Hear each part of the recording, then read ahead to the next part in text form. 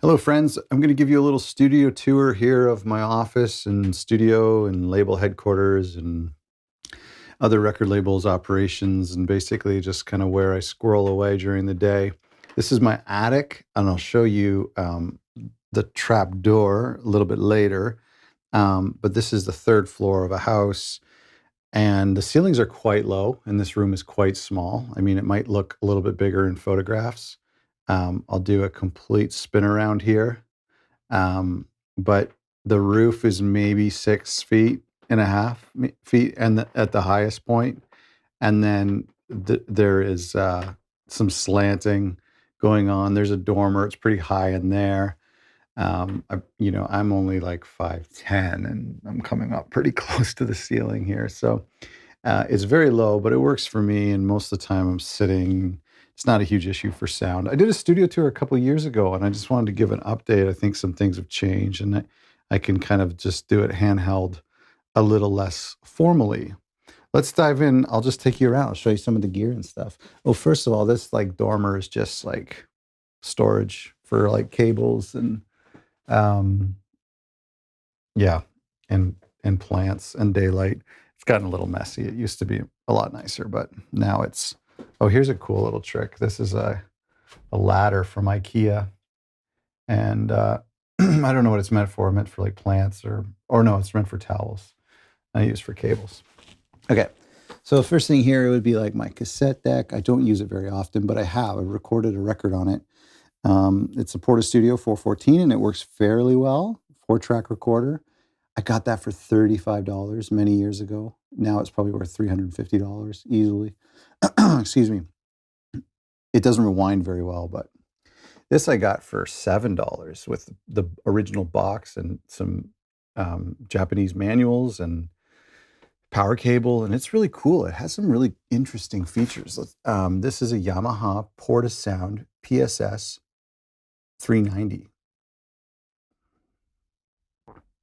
And it's pretty cool. It has some cool drum beats and stuff.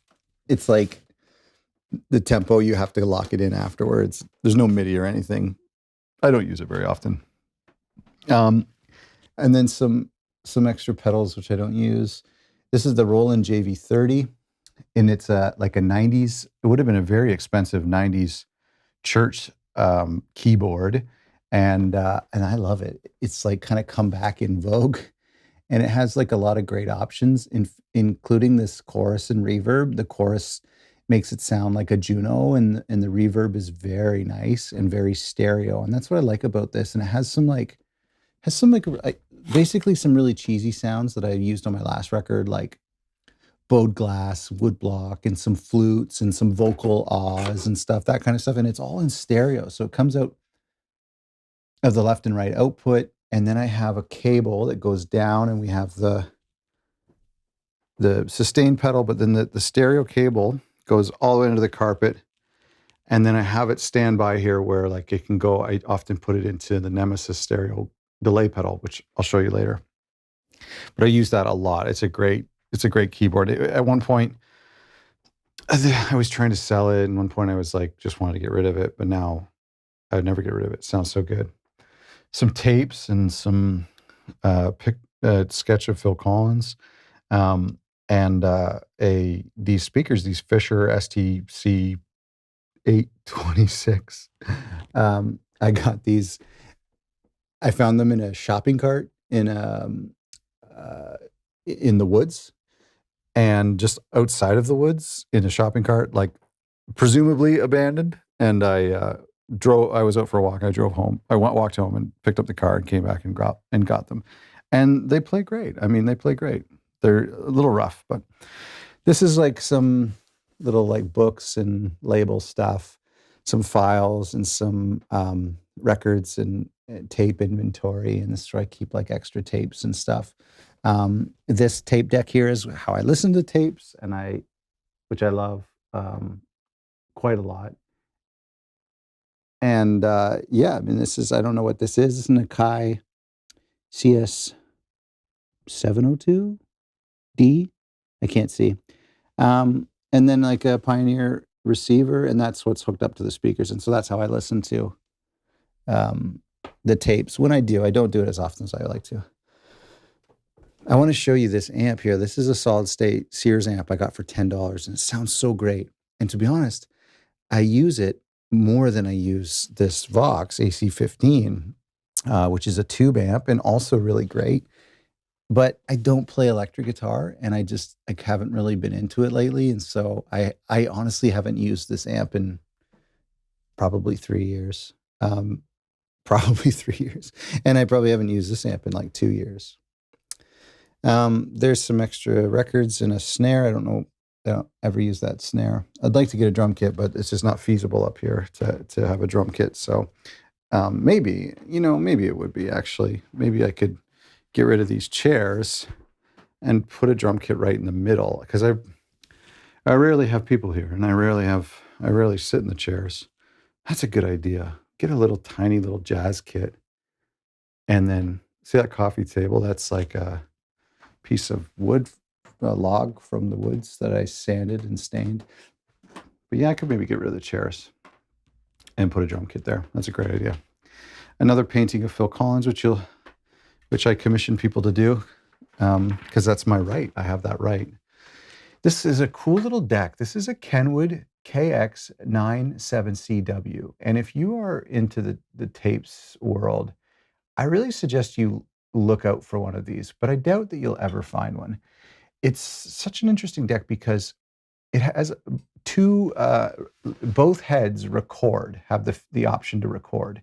As you can see, the record button there on the right and the record button there on the left.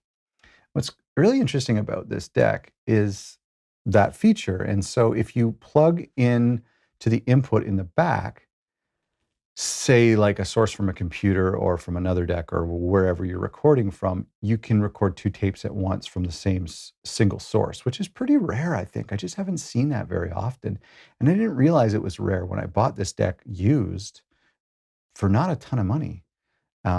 So it's got some tapes here from some labels I love, Geographic North and Hotham Sound, and then another label from Montreal I'm blanking on. Okay, so let's dive into some of this here. First of all, this is the PSS170, which I can show you actually. So the PSS170, it's coming out of it. I use this all the time, almost as much as I use the Moog. So this is a Moog Sub 37. And I'll give you a little tour of this. I suggest everyone gets themselves a nice mono synth. And even for me, I didn't really play, like I don't play the keyboard, I don't play synths. I can play a little bit, but just having this noisemaker and all the great things that it does is amazing, including coming out of here into the input of the Moog. And then you can, okay, so there's the Moog here.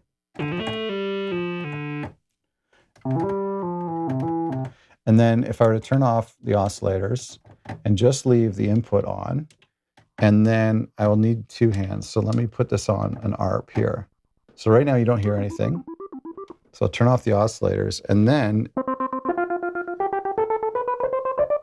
so now when you're playing this, it's going through the ARP, and you don't have to have it on ARP, but so we can turn it really fast too.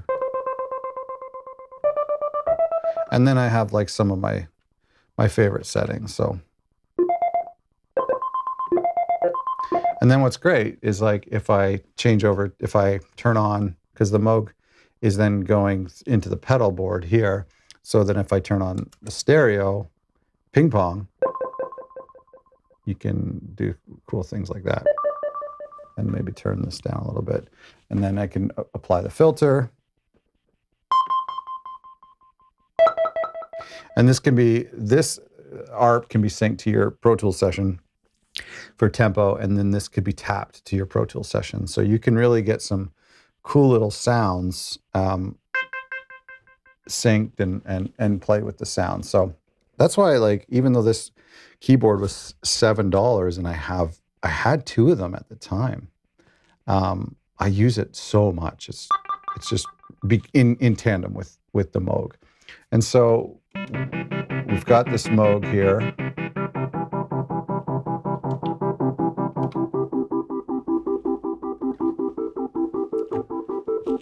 So this is a great, I love having this thing. Let's turn it off.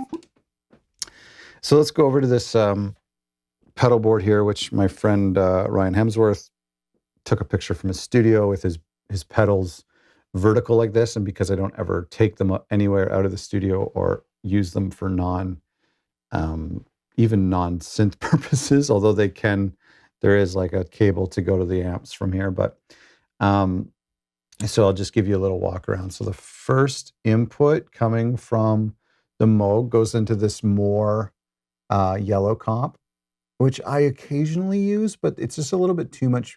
The Moog is a little bit too strong, and so then it starts to buzz a little bit when it goes into this.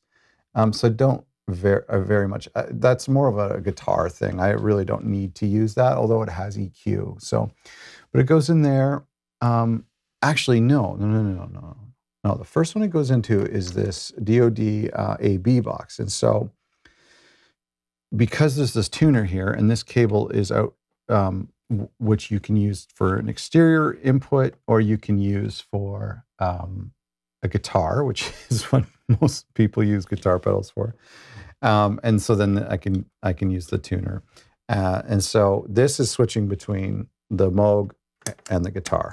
And so right now it's set to Moog, obviously, and then it goes from here into this yellow comp that I mentioned, out of the yellow comp into, it's very convoluted, but I didn't have a lot of space, into this Shallow Water by Fairfield Circuitry. Let me see if I can get something running here. So you can hear. So there's the Moog.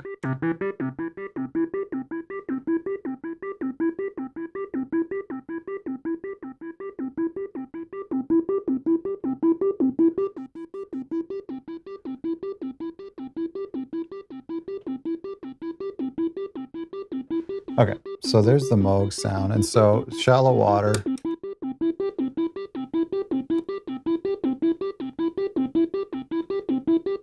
It's like a kind of like, see that like warble sound? That's what it does. It's not sounding great right now because of the, I just don't have a good setting right now on, but anyway, you can turn it down. I kind of use it as like a little bit of a low pass too, which I think is cool. And I don't use the mix knob because it introduces some like phasing that I don't like. So then we're going from there to, sorry, let me just stop that for a sec. We're going from there. Oh, yeah. Okay, so we're going from here into the MXR Phase 90. So let's put that on. I don't use that very much. I don't think it sounds great with Moog. It just, and same with this. This is a stereo flanger. It also just doesn't sound great. So those sound better on guitar. And sometimes I use them on the Rhodes as well. This does sound great though. This is the Chorus CE2W. And that's like the first, this is annoying me, sorry here.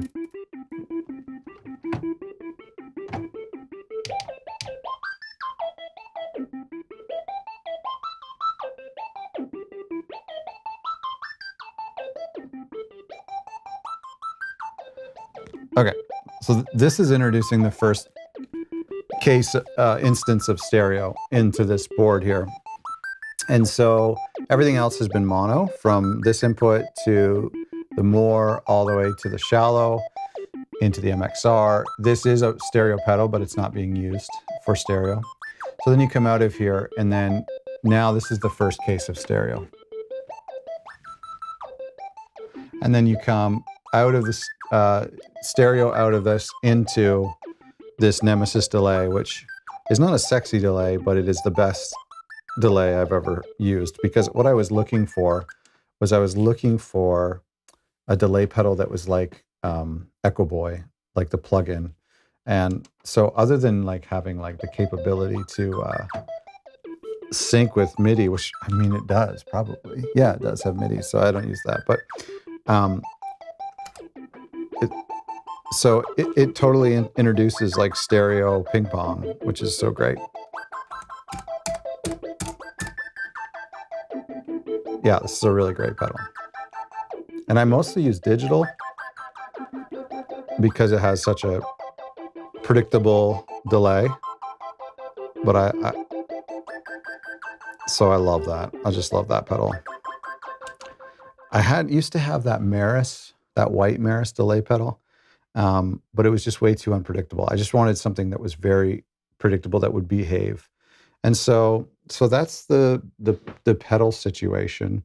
And sometimes I can send stuff from my preamps or from the Pro Tools out to these pedals. I don't often do that. Most of the time, it's just the Moog or the JV30. And yeah, so we'll just zoom out here of the Moog. Real great piece. I can't really give you a full tour of it. I don't. Some days I actually dedicate an hour just to learning new sounds and just figuring out new sounds. And like, for example, one day, let's turn off the chorus and the delay.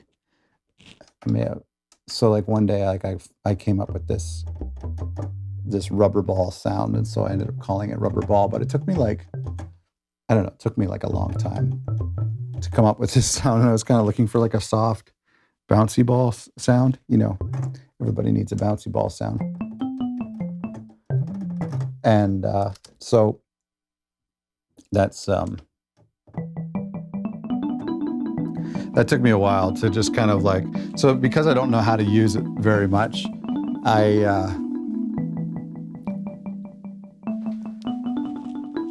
because I don't know how to use it very much, I'll have to like spend an hour to just kind of learn it and relearn some things. And these speakers are on the table. I just got them a couple days ago, and I'm going to get rid of them. The reason I had them over here is because I listened to all of the mixes from these KRK monitors.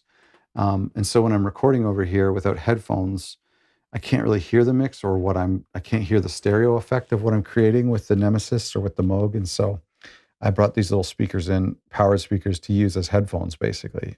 It's just not working. It's not working. They sound like crap. So I'll go back to headphones for now. This cactus, I don't know what it's called. You can let me know if you know, but this is a great cactus. And I got it for $25, as if that matters, but it was much smaller when I got it. These are KRK studio monitors, and they're V6s, and I got them used. They're highly sought after because they're quite old. I mean, for me, they're now like about 8 years old. And when I bought them, they were probably 8 years old when I bought them. So, and knock on wood, they keep working and they sound really good. And I love them. So I don't care. Honestly, like, I don't care if there are better things out there, but I just can't be bothered. It's just working for me. Before I talk about anything else, I mentioned this in my last video because people always comment about it. But the whole operation is running out of this corner, and the speakers are in the corner, and there is a bass trap in the back, but it's not ideal, and there's a lot of carpets, and there's a lot of sound absorption on the ceilings, but it's obviously not ideal to be tucked into a corner. But if you were me, you would understand that, like, because of the height of the desk and the iMac, if that desk were to be against a flat wall, let's say here, then it's surprising, but like the iMac would push the desk so far off the wall. And so instead, I have this desk that I've just basically custom made out of plywood and sawed it off on an angle so it's tapered and it goes into the corner so that I get a bigger desk, but I can get as far into the corner as possible. So obviously it does generate some like boominess, but there's some plugins that you can do to adjust your mix a little bit, adjust your monitors. And then also you just keep the music quiet. When you're mixing, it's silent up here, so you can mix really quietly and it's fine. And it just requires a lot of taking your mixes out into the car and onto the AirPods. But if, if the desk was there in the middle, then my chair would be in the middle of this carpet. And then right here is a trap door, which stays open most of the time. And it would waste the corners of the room. So really just for space, the desk has to be in the corner. But I honestly, I prefer it that way because more space to be creative. So over here, I got some CDs. Oh, this is the SM7B for podcasting. Korg vocal beats, which is, I love. It sounds so good. It sounds so good. And I need a power cable for it because it's running on like 6 AA batteries. They've got the Radial Reamp, which is has a Pro Tools channel coming out of it. So if I want to send a Pro Tools channel back out into a preamp or back out into I run the guitar cable all the way out back into the switcher, which overrides the Moog, and so then I can use those pedals, which again I don't do because there's plugins for that. I have a digital delay pedal, which is a mono one, which right now I have one of the drums going into, or it should be. Yeah, so right now I think like the kick pedal is from this RD-9, which I just got. This is a Behringer RD-9, and it's synced USB. What I find really fun about this, is it on? No. What I find like really fun about this is all the individual outputs on the back, which I think is paramount. And I had to print off a little bit so I could see them better. But these are individual outputs, so that you can.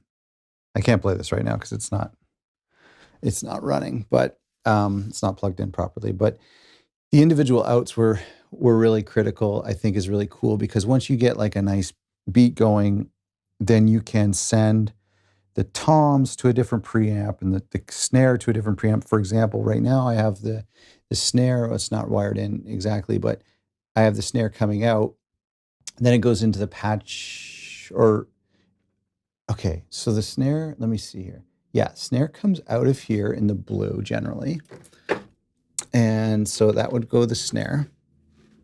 It'd be great if I showed you how this sounded. Maybe I will. So it comes out of here, it goes into the patch bay, and then it goes into this Multi-Verb reverb, which is set to a room right now, but number 14 is that gated snare sound, which is super cool. And then it's coming out of that and then going into a preamp, in which case is the LA610. And so that's just what's really cool about these little Behringer drum machines, which are like $400. And once you have a pattern you like, then you can send out different drums to different sounds and different preamps. And so I can send, the clap goes into the digital delay first, and then the snare goes into the Multi-Verb, and then the kick drum maybe just goes like, straight into the 1073 or something. Or if you want, for example, like this UA M610 has a little bit of EQ on it, and so I could send like the hi-hat there and boost the highs or something. And so I just think that's pretty cool.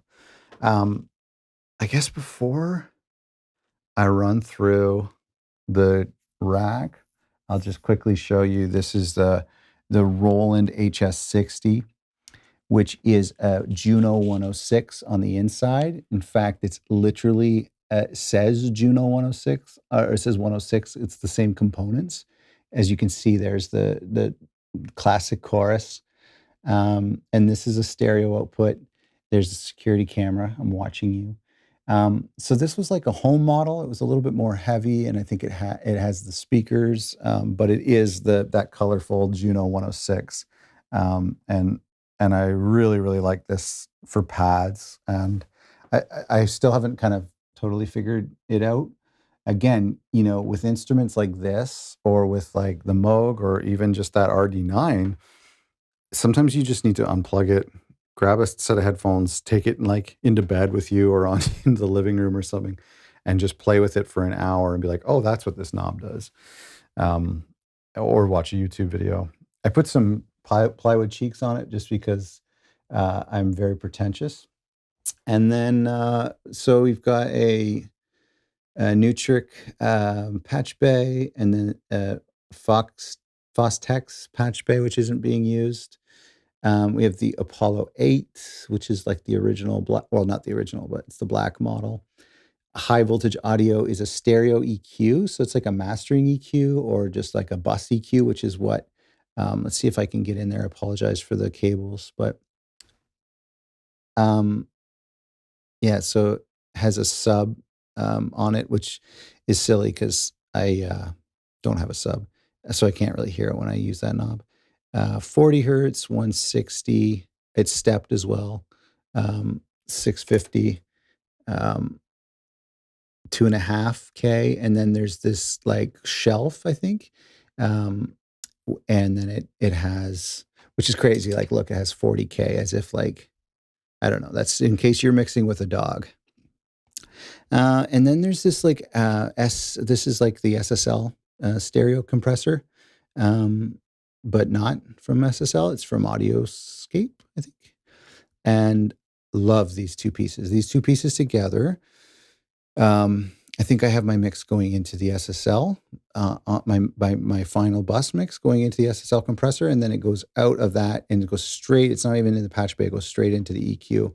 And so that's just like doing very subtle compression on every single final mix, and very subtle EQ onto every final mix. One of my pride and joys is this Retro Mechanical Labs.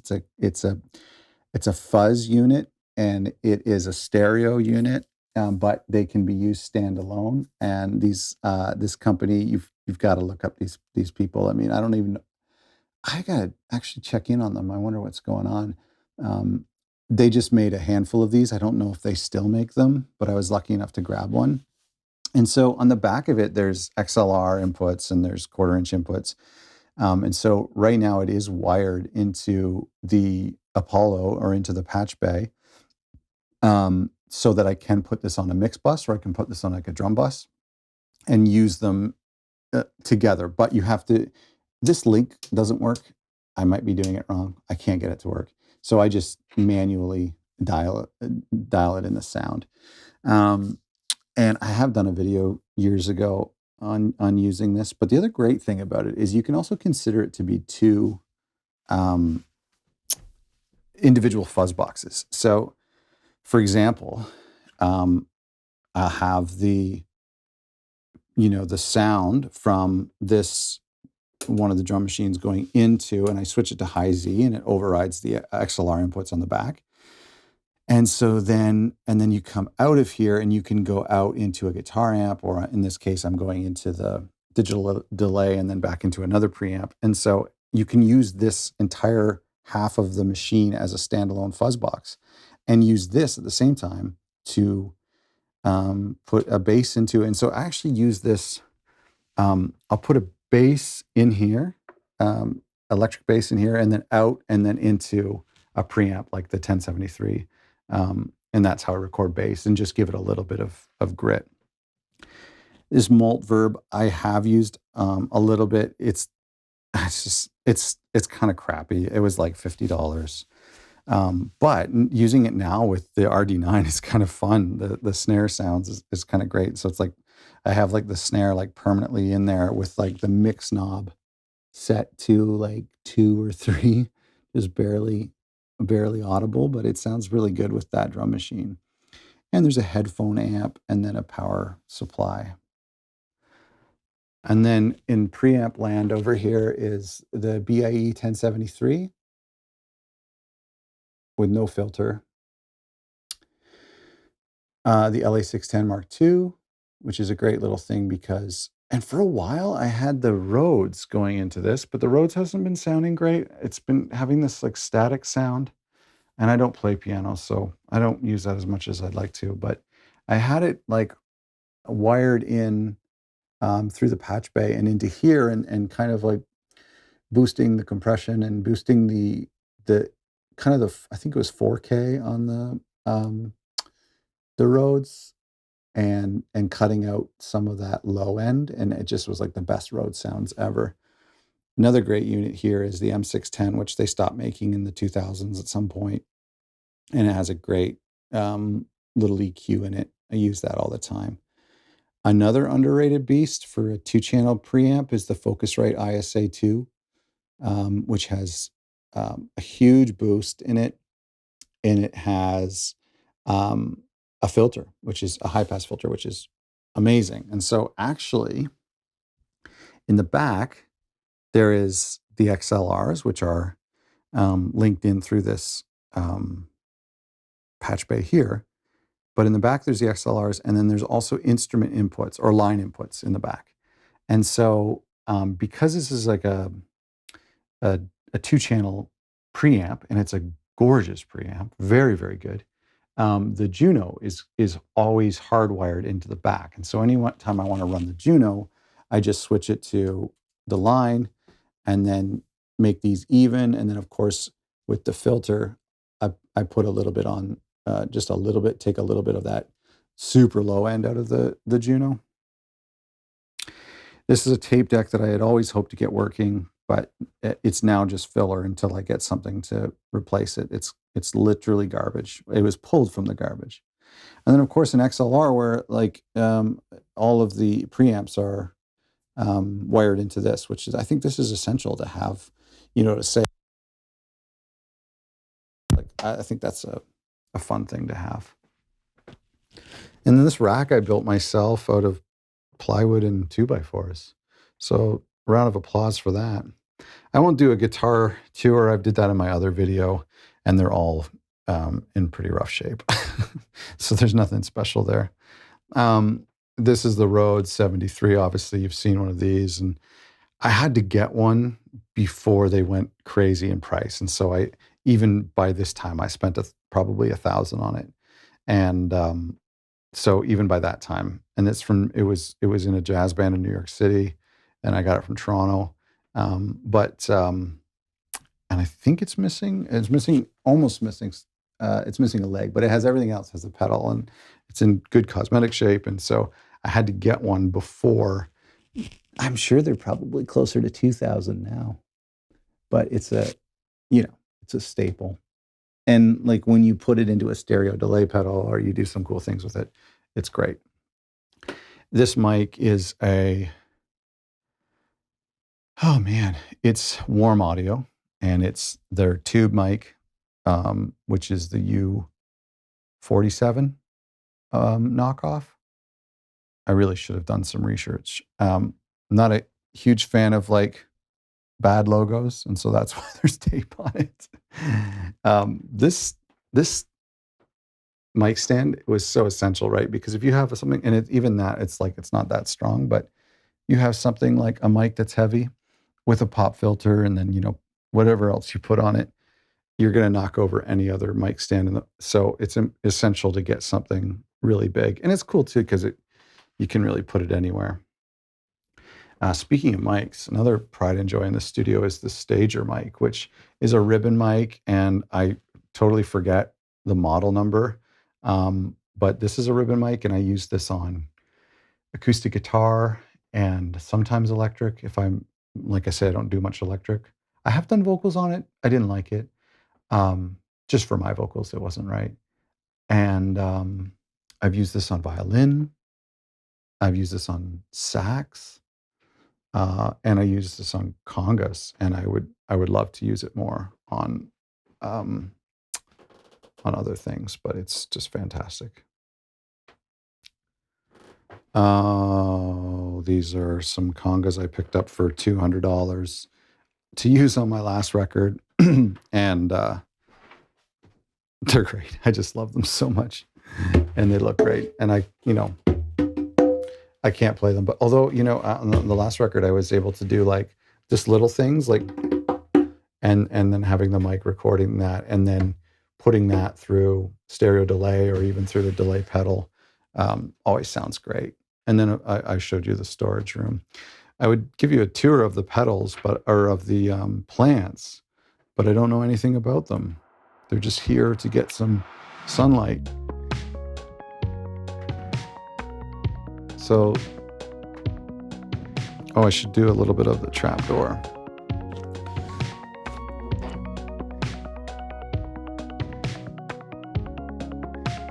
spooky.